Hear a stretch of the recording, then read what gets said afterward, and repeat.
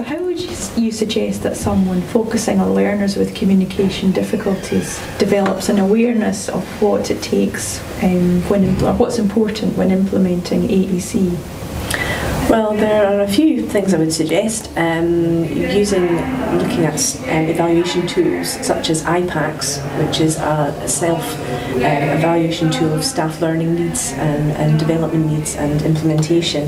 And that would be very useful as it can be used across professions, multidisciplinary approach. And obviously different professionals need to have different levels of knowledge about AAC. So you can identify who needs to know what, and you can plan your training and development over the course of a year perhaps. Also, Call Scotland's AAC and education modules would be very useful to look at.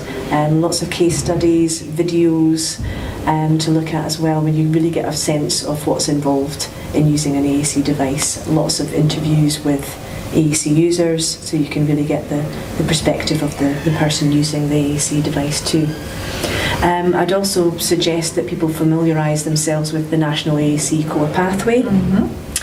This gives you an idea of the different stages of supporting AAC, from assessment to provision of the equipment, supporting the equipment and training, and then of course reviewing the equipment. And this is a lifelong pathway, so it's good to get that full perspective of what's involved. It's not just giving someone a piece of equipment and show them how to use it and go away and that's it. Just how much it actually involves, isn't it, in supporting pupils.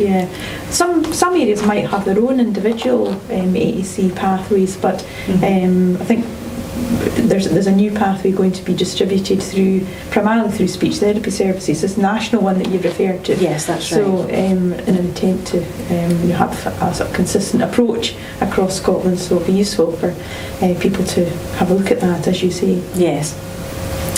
Another thing that we would suggest is checking out what study days are on in relation to AAC. These are very useful to get an overall perspective on AAC across Scotland and the UK, and what the kind of hot topics are in relation to communication. ACIPS, which is Augmentative Communication in Practice Scotland, is a network of AAC services who have a really good website which can give you links to study days that are coming up, other learning opportunities, and very useful links to other AAC resources that would be useful for people to look at.